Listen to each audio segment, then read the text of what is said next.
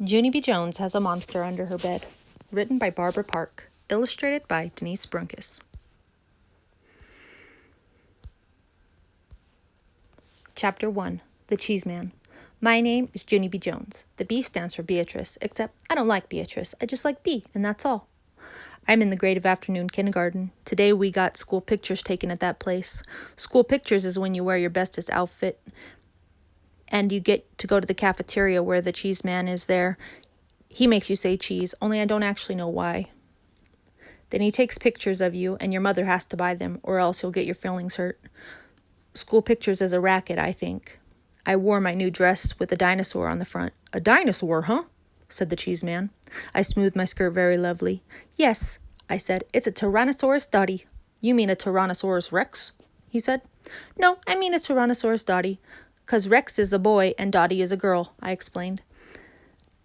The cheese man stood behind the camera. Say cheese, he said. Yeah, only guess what? I don't actually know why I have to say that word, 'cause what's cheese got to do with it? I asked. Cheese makes you smile, said the cheese man. I shook my head. Nope, not me, 'cause cheese doesn't even make me smile, I said, 'cause sometimes I eat cheese sandwich for lunch, and I don't even giggle when I swallow that thing. The cheese man did a big breath. Could you please just say it? He asked. Yes, I said. I can please just say it. Only don't forget to tell me when you're ready, 'cause one time my grandpa Frank Miller was taking a picture, and he didn't even tell me he was ready. Then one of my eyes turned out open, and the other one turned out closed. I made a face to show him. See? See my eyes? See how one of them is open and the other one is... And all of a sudden the cheese man took my picture. My mouth came wide open at him. Hey, how come you did that? How come you took my picture? 'Cause I wasn't even ready. I wasn't even ready yet. The cheese man kept on clicking his camera. Pretty soon, he looked at the next person in line. Next! I stamped my foot. Yeah, only I wasn't even ready, I tell you. And so I need another turn, I said. And just then the teacher came over, and she pulled me away from there. She sat me next to her on a bench. Her name is Mrs. She has another name too, but I just like Mrs., and that's all. Mrs. had settled down to me. Then me and her watched the rest of the children get their pictures taken. My bestest friend named Lucille went next. She had a blue satin ribbon in her hair. My Nonna says the ribbon brings out the blue in my eyes, she told the cheese man. She opened them real wide. See them? See their color? They're robin's egg blue with just a hint of lavender. The cheese man sucked his cheeks. I think he was getting a frustration in him, I think. Could you please just say cheese? He grouched. Lucille smiled real big with her teeth. Cheese, she sang very loud. Cheese, cheese, cheese, cheese, cheese, cheese, cheese. And she kept on singing cheese until the cheese man said, knock it off. After she was done, Lucille skipped over to me and Mrs. Did you see me? She asked. Did you see how good I said cheese? That's because I'm going to be a model when I grow up, so I already know how. She fluffed her fluffy hair. The camera is my friend, she said. Mrs. rolled her eyes way up to the ceiling. I looked up there too, but I didn't see anything. After that, it was time for the class picture. The class picture is when all of room 9 lines up in 2 rows. The biggie kids stand in back and the shorty kids stand in front. I'm a shorty kid, only that is nothing to be ashamed of. I stood next to Polly Allen Puffer. He looked very admiring at my dinosaur dress. Dinosaurs bite people's heads off, he said. I did a frown. Yeah, only they don't even scare me because there's no such things as dinosaurs anymore, I told him.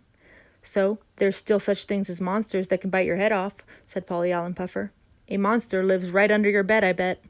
My big brother says that everybody has a monster under their bed. He poked his finger at me. Even you, Junie B. Jones, he said. I got shivers on my arms. No, I do not either, Polly Allen Puffer, I said. Yes, you do too, he said back. My brother is in 7th grade, and he says that monster waits till you're asleep. Then he crawls up next to you, and he lies down on your pillow, and he practices fitting your head in his mouth. I covered my ears, but Polly Allen Puffer talked even louder.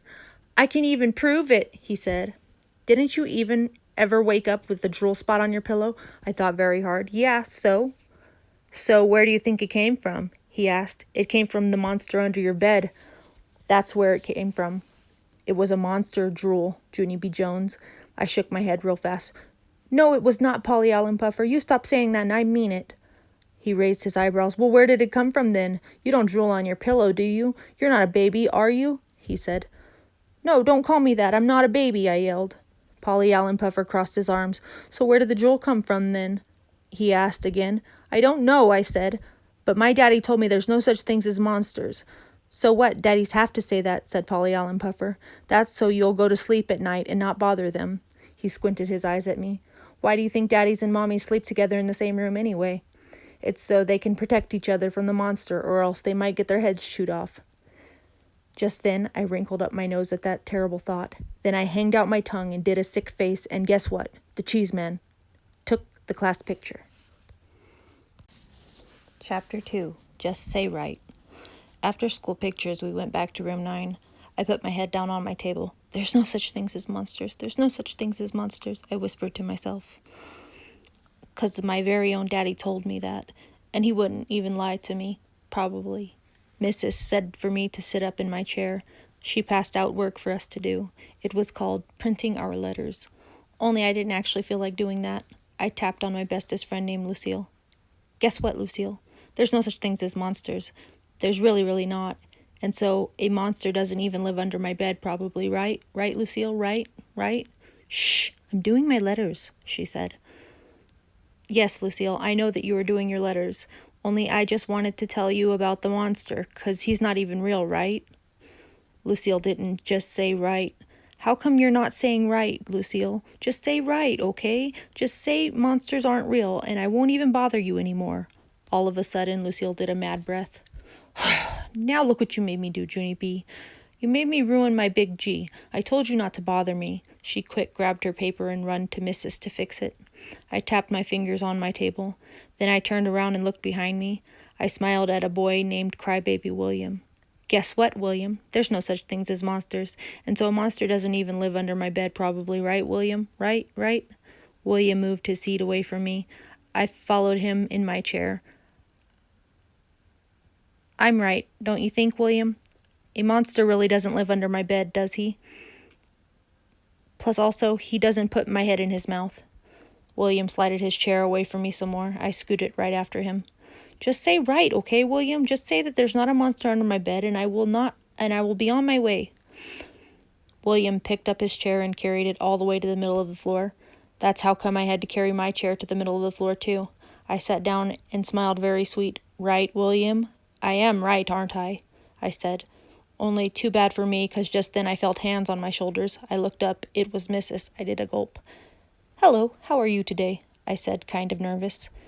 Mrs. zoomed my chair back to my table. It was not fun. I quick picked up my pencil. "Guess what? I'm going to do my work now," I said. "Plus also, I'm not even going to talk, 'cause I don't even actually like anyone in this area anymore." Mrs. tapped her foot at me. "Love your shoes," I said, real soft. Her foot kept tapping. Only just then, a very great thing happened, and it is called the bell rang for the end of school. I hurried up out the door. Then me and my other bestest friend named Grace run to the bus together. Grace, guess what? There's no such things as monsters, and so I don't even have one under my bed, probably, right? Grace, right?" That Grace didn't say right. That's how come I grabbed her by the shoulders and I jiggled and jiggled her, 'cause I was fed up with those people, that's why. "How come you won't say right, Grace? How come nobody will say right? 'Cause I'm getting at the end of my rope with this thing." That Grace took my hands off of her. "I can't say right because a monster really might live under your bed, Junie B," she said. My eyes got big and wide at her. "No, Grace. No, don't say that. Do not say that a monster might live under my bed, 'cause that cannot even be true, or else I would have spotted that guy by now." "No, you wouldn't," she said. "My big sister said that monsters can turn themselves invisible when you look at them, and so that's how come nobody ever sees them." That Grace looked serious at me. "That makes sense, don't you think? Huh, Junie B, right?" Just then my throat got dry and my stomach got the shakies. I looked out the window very upset, and I didn't say right. Chapter 3. The Invisiblest Guy. I ran in my house and hollered for my grandma, Helen Miller. "Grandma Miller! Grandma Helen Miller! I am so glad to be home, 'cause today was not a very good day at my school." Grandma Miller was in the kitchen. She was holding my baby brother named Ollie. I jumped up and down in front of her. "Pick me up, pick me up, pick me up." "I can't right now, Toots," she said. "I've got my hands full with Ollie." "Yeah, only put him on the floor," I said, "'cause I need a hug down here, Helen." Grandma Miller leaned down and hugged me. She said, "Don't call her Helen." "Why don't you go change your clothes?" she said. "Then you and I will make some popcorn, and you can tell me all about your day. How does that sound?" Just then my whole face got happy, 'cause popcorn is my favoriteest thing in the whole wide world. "Hooray!" I shouted. "Hooray for popcorn!" I ran right to my room. Then I took off my shoes and socks, and my feet did a happy dance on the floor. It was called the Happy Feet Popcorn Dance. And they danced around and around. Also, they jumped on my bed and they sprang to the floor, and they did a giant twirly on my rug. I clapped my hands real joyful. "Grandma! Hey, Grandma, guess what? I am having a good time in here, and so I'm not even thinking about the monster on my bed." Just then I did a gulp. 'Cause I shouldn't have said that, I think. I looked at my bed kind of nervous. What if the monster was under there right this very minute? And what if he was looking at my piggy toes? And what if he wanted to eat them? "Oh no," I said. "Oh no, 'cause piggy toes look just like little wiener sausages, I think." I freezed right there where I was standing. Grandma Miller, come quick, I need you," I shouted. Grandma Miller flied to my room, then picked me up and hugged me real tight. "What on earth is the trouble?" she asked. She sat down on my bed. "No, Grandma, no, we can't sit here." I squeezed out of her arms and ran out my door. "There's a monster under my bed," I yelled. I jumped up and down. "Run, Helen, run like the wind." Only Grandma Helen Miller didn't run. She just flopped back on my covers and she closed her eyes. "No, Junie B, please. We are not going through this monster business again, are we? We just talked about monsters before, remember? We decided that there are no such things as monsters." "Yes, but I have new information," I said, "'cause the monster under my bed turns himself invisible whenever we look at him. Plus, at night, after my eyes are closed, he climbs next to me and he puts my head in his mouth." Grandma Miller did a big breath. Then she went to the kitchen and she brought back my daddy's flashlight. She shined it under my bed. "No monsters, Junie B, none. I don't see one single monster under this bed," she said. "See," I said. "That proves it, Grandma. He turned himself invisible." Grandma Miller shook her head. "No, Junie B, the monster did not turn himself invisible. The monster is simply not there. He does not exist, period." "Yes, he does, Grandma. He does too exist, 'cause Polly Allen Puffer's big brother said so. Plus also, I've seen the drool," Grandma Miller said to calm down my voice. She got me a drink of water. "Why don't we forget about the monster for now, and we'll go make some popcorn? You can talk to your mother about this when she gets home. I bet your mother will know exactly what to do." I thought, "What, Grandma? What will she do?" I asked. Then all of a sudden, a light bulb went on in my head. "Hey, I know what she'll do. Mother will get the broom and bash the monster in the head, 'cause I saw her do that to a roach before, and she is excellent at it." Grandma Miller closed her eyes again. She said I am a strange one. Chapter 4. Spooky and Scary. Pretty soon Mother came home from work. I zoomed to her speedy quick and handed her the broom. Mother, come in. Come on, let's go get the monster," I hollered. Mother turned her head real slow, and she looked at Grandma Miller. Grandma sucked in her cheeks. "A monster?" she said, kind of quiet. "Under the bed? We've been waiting for you to come home so you can bash its head in." I tugged on her sweater. "Plus tell her about the drool, Grandma," I said.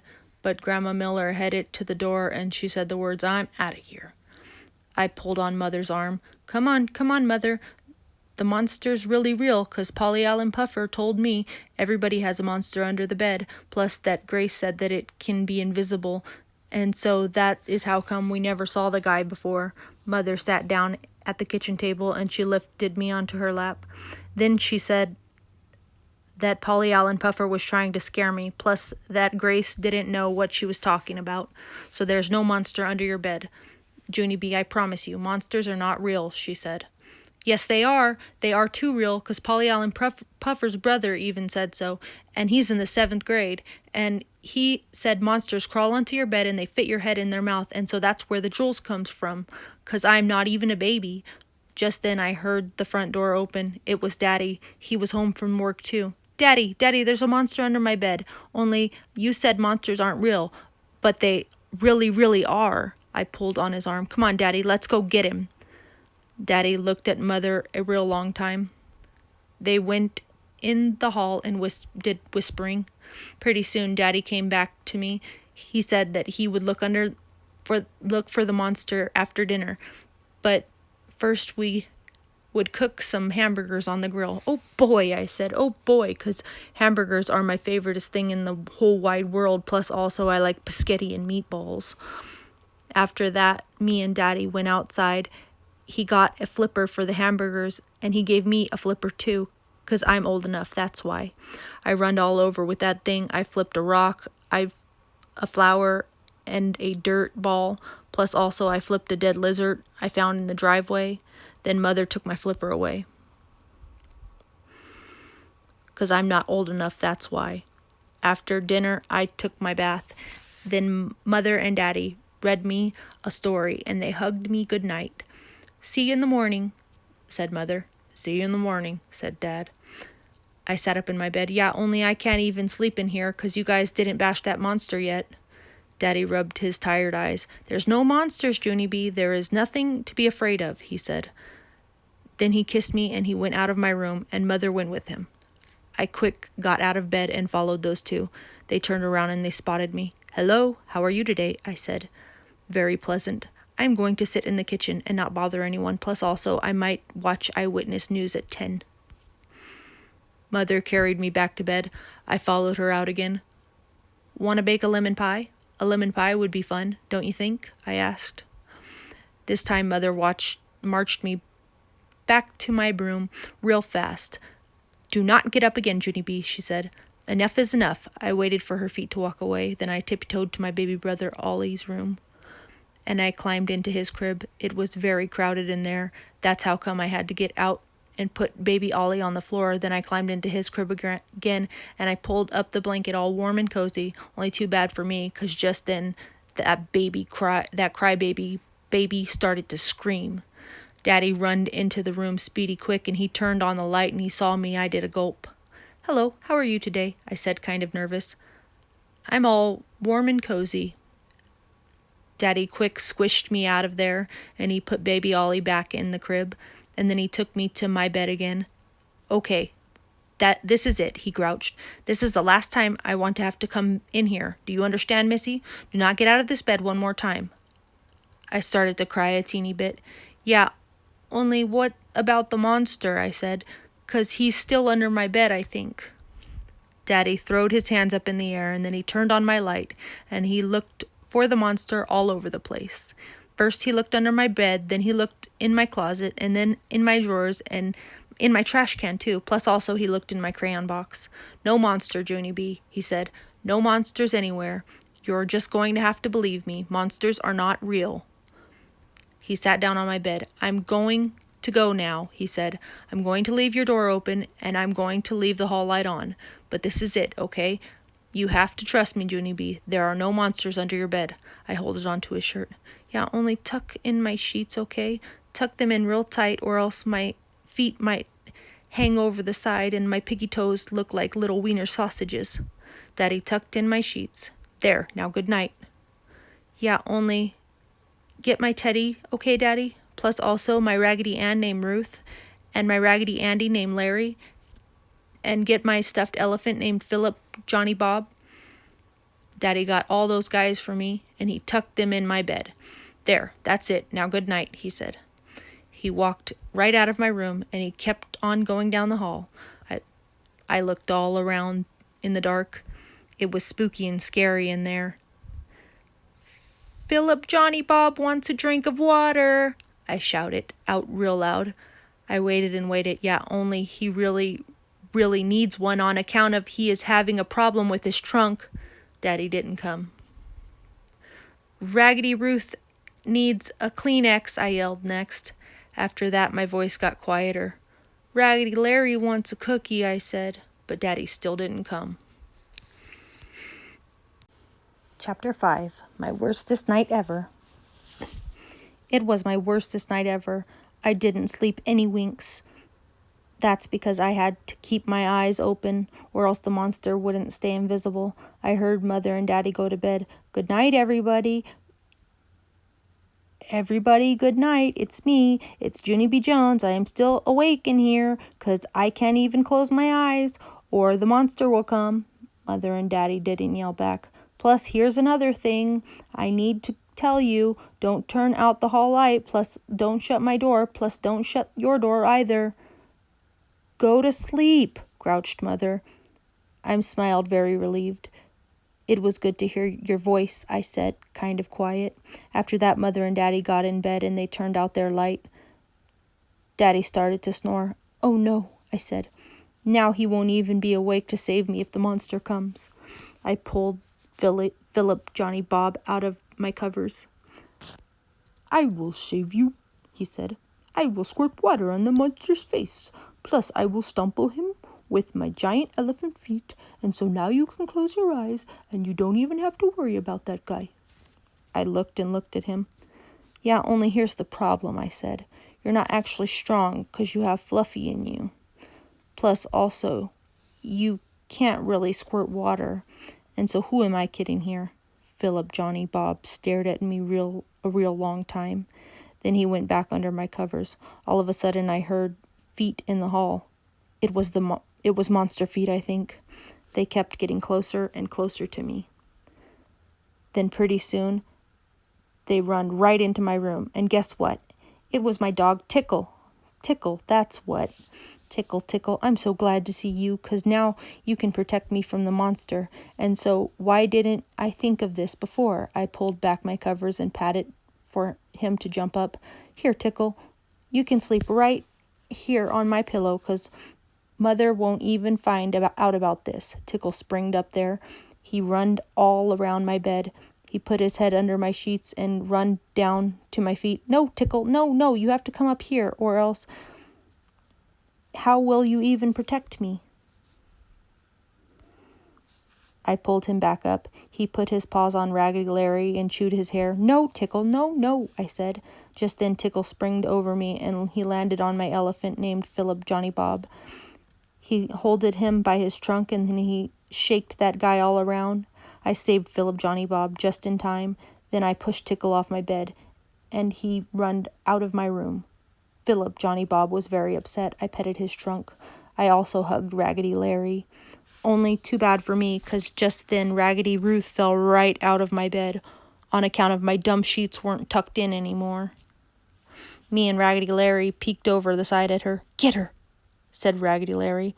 Yeah, only I can't get her, I said, really upset, or else the monsters will grab my hand and pull me right under the bed. I thought of what to do. Then all of a sudden I picked up all of my friends in my arms. We all have to make a run for it, I told them. We have to go sleep with Mother and Daddy tonight, 'cause we will be safe in there with them. Plus, they won't even know we're there probably, 'cause their bed's the size of a king. I stood on the side of my bed, then I jumped way out to the middle of the floor, and I quick picked up Raggedy Ruth, and I ran to Mother and Daddy's room. They were sleeping and snoring. Shh, I said to Raggedy Larry. Shh, I said to Philip Johnny Bob.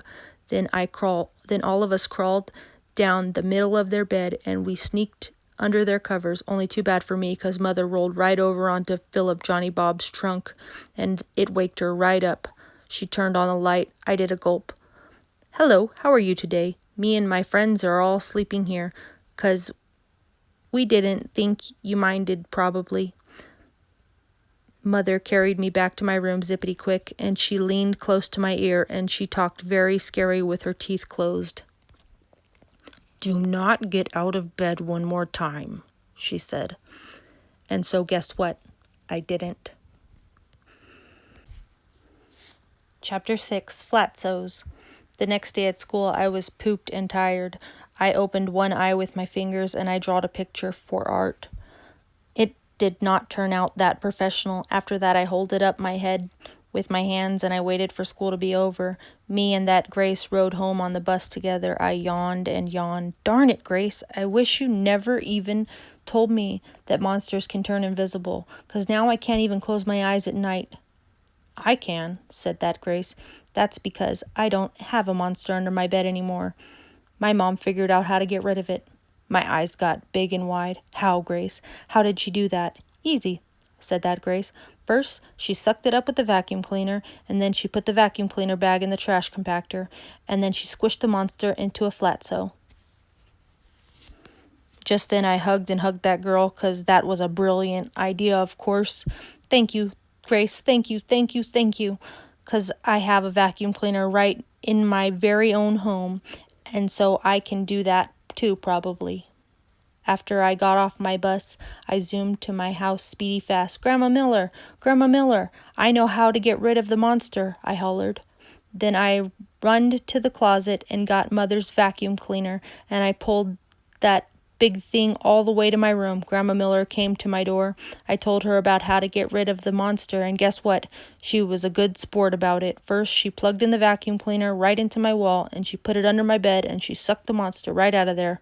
Hooray! Hooray, you got the monster! You got him! You got the monster, Grandma Miller! I yelled, real thrilled. Grandma Miller run with the bag to the kitchen, and she throwed it in the trash can. There.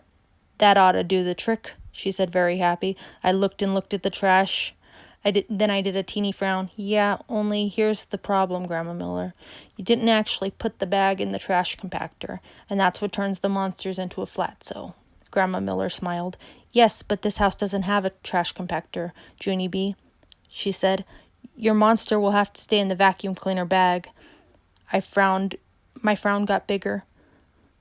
Yeah, but what if he leaks out, Grandma? Then maybe he might float into the air all the way back to my room, and he will get under my bed again. Grandma Miller tapped on the counter with her fingers. Then her cheeks filled up with air, and then she let it out real slow. Okay, how about this? What if I take it outside? I'll take the bag outside, and then I'll push it way down in the garbage can, and then I'll press the lid down tight so he can't get out. Yeah, only he still won't be a flatso, I said, very whining. Just then Grandma Miller got frustration in her. She grabbed the vacuum cleaner bag, and she ran outside. Then she put it on the driveway, and she got into her car, and she backed up over that thing with her tires. Pretty soon she came back into the house, and she brushed her hands together. There, now he's a flatso, she said, kind of growly. After she left, I got on the couch, and I stared very nervous at the driveway. 'Cause guess why? A car is not a trash compactor, that's why. Chapter 7. Snarlies and Snufflies. That night, I heard snarlies under my bed. Mother said it was my imagination.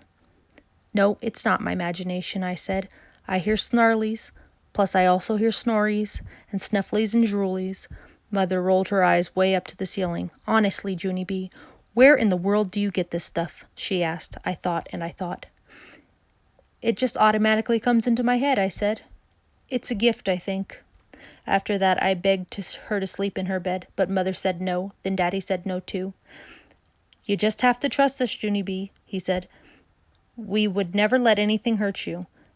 There's nothing in your room to be afraid of, and so that's how come I had to sleep in my own bed for the whole entire night. Plus also I had to sleep there the next night, and the next night, and the next night after that too. That was the night when the worst thing of all happened, 'cause I accidentally slept too much and the monster must have crawled on my bed, 'cause in the morning there was drool on my pillow.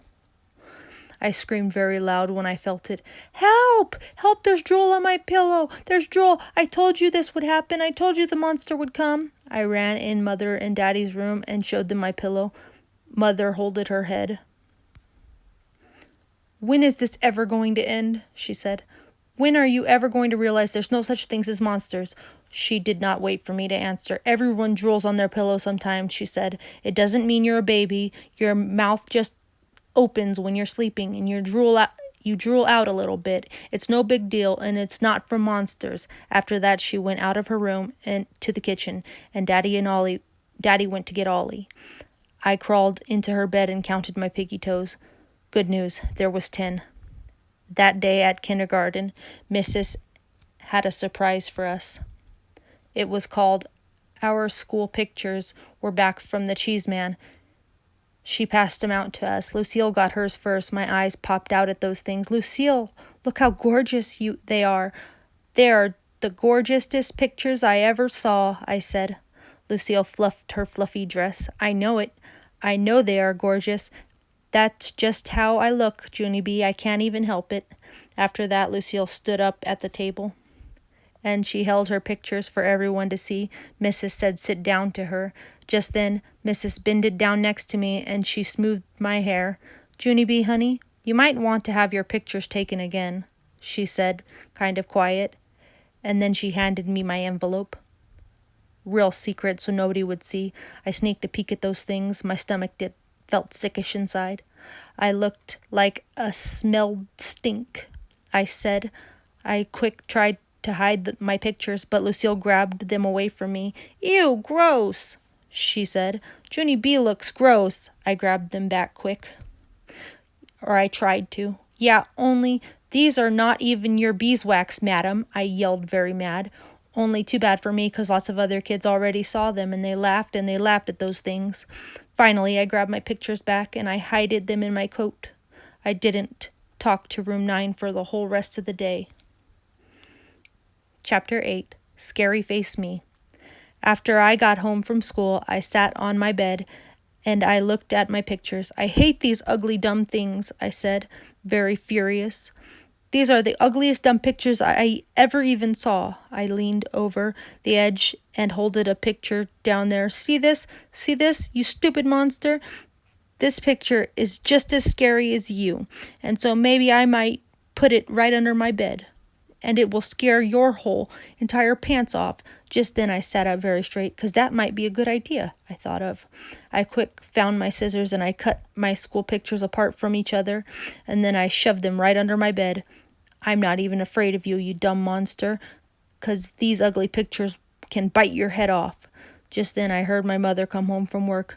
Mother, mother, my pictures came, I hollered, very thrilled. She hurried up to my room. I pointed under my bed. See them? See my school pictures? I spread them out under there. Mother looked curious at me. She bended down to pick up the picture.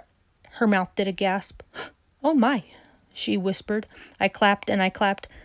I know they are, oh my. That's why I put them under my bed. Get it, Mother? Get it now? My scary face will be down there all the time, and so that monster's already got scared away, I bet. All of a sudden, Mother started to laugh. Then I started to laugh too. Plus, there's another thing, 'cause this morning there was more drool on my pillow. Only I'm not that worried, 'cause it was from Raggedy Ruth, I bet.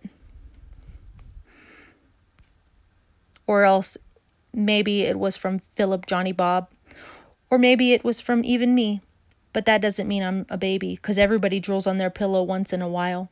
My very own mother told me that, and she would not lie to me, probably.